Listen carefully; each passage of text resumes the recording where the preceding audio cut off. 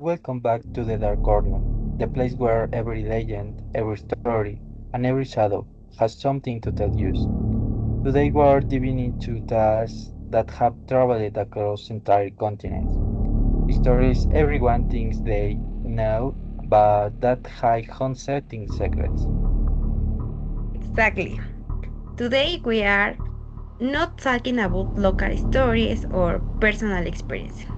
Today we are traveling around the world to explore their legends that have survived through centuries, stories that still inspire fear and mystery.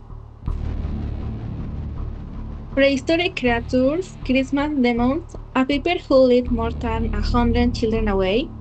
We are covering all of that today.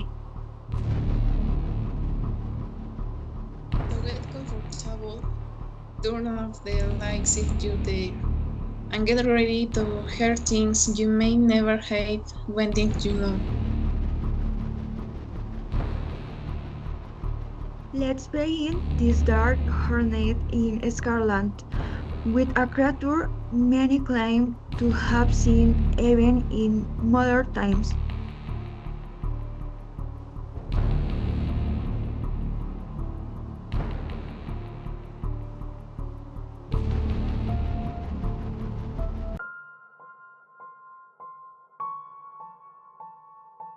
To begin, we have a very well known story. I'm talking about Nessie the Loch Ness Monster. The legend of Nessie the Loch Ness Monster has been part of Scottish folklore since the 16th century. A gigantic creature with a prehistoric appearance resembling a pleasure, supposedly living in the deep waters of the lake. The story resurfaced in 1933 when multiple people claimed to have seen it, inspiring documentaries, films, and endless stories.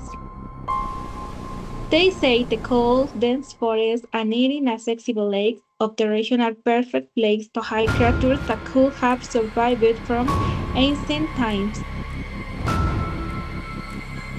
Something that always intrigued me is how incredibly the Loch Ness is. I mean, if you want to hide something down there, even modern technology wouldn't easily reach it. Actually think a creature like that could exist, like a living fossil.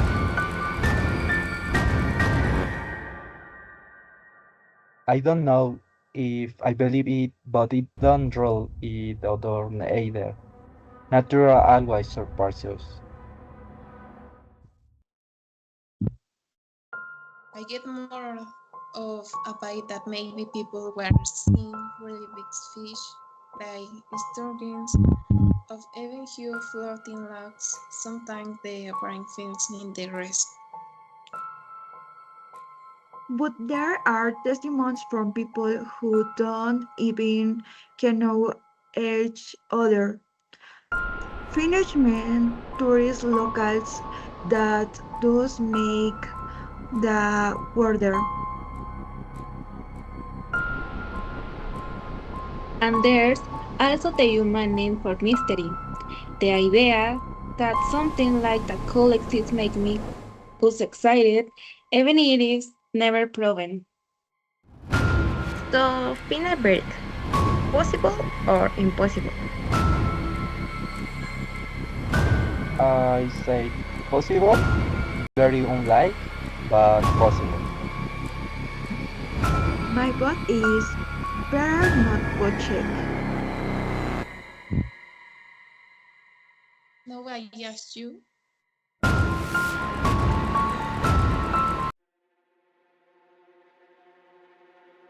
what, what would you do if you heard your name whispered in an empty room? Krampus is a popular figure in Eastern European countries, described as half-god, half-demon, with huge horns, a fur-covered body, and terrifying soon as he was.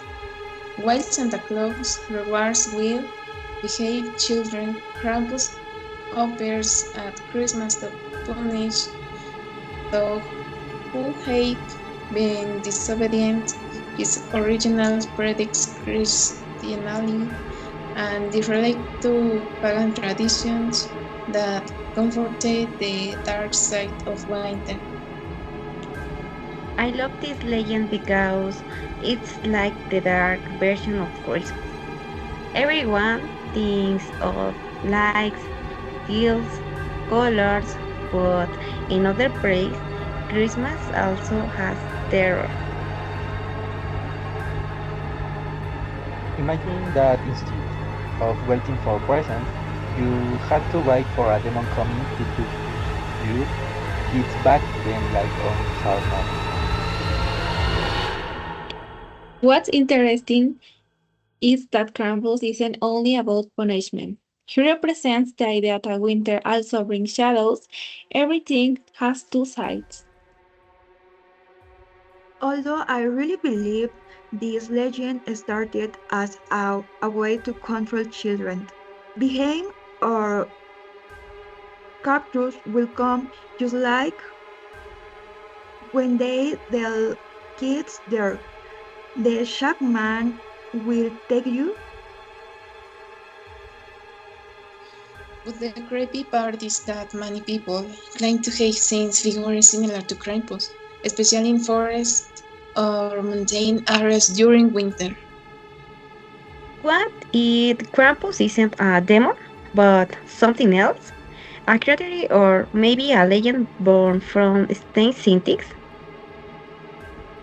Or just a way to explain us in the night when there was no electricity or heating. Either way, I hear heavy footsteps on Christmas night. I am not going out to check. The next legend is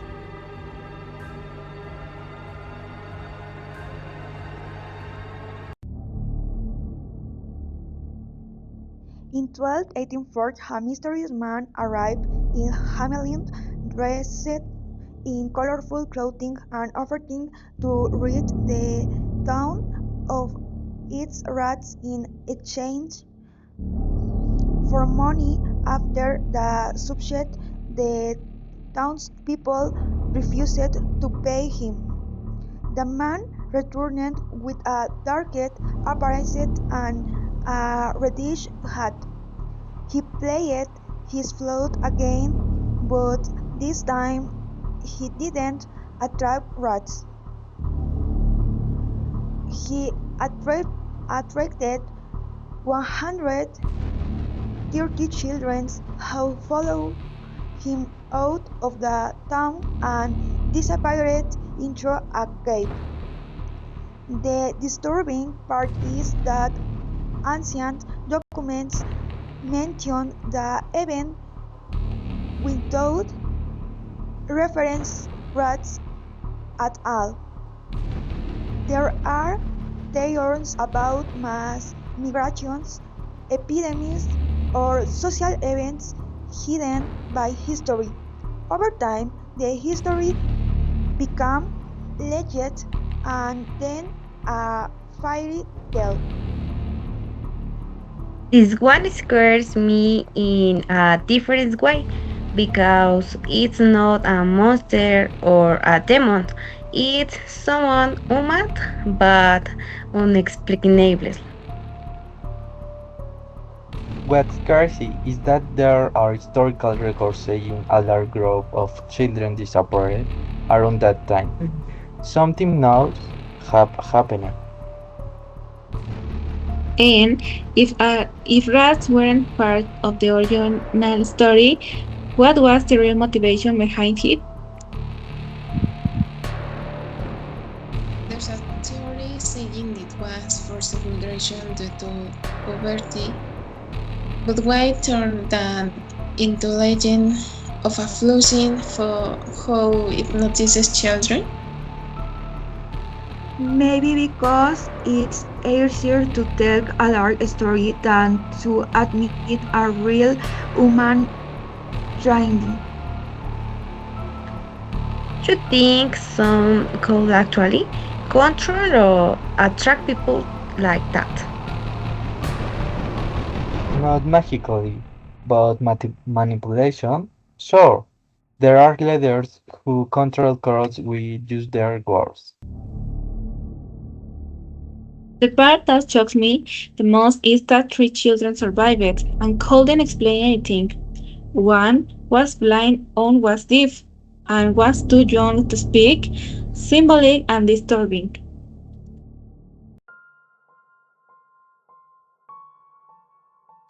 For closing, there are legends, there are countries, there are different ways of explaining fear. Something impossible, others disturbingly real. What's true is that every culture has a story meant to explain something or to warn us. Maybe that's why these legends survive, because even after centuries, we're still asking the same questions. What is real? What is myth? And how much of what we sing to now is built on shadows?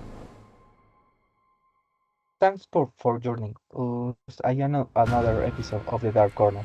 We'll see you in the next one, where we keep exploring things you cannot see but can definitely feel.